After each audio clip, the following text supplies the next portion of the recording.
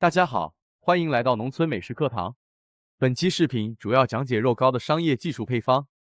想要做到又好吃又 Q 弹的肉糕，材料是必不可少的。那么要做到这种效果的肉糕，需要用到哪些配料呢？请看一下详细介绍吧。猪肉5斤，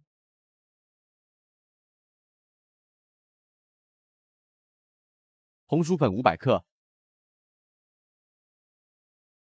味精10克，胡椒粉10克，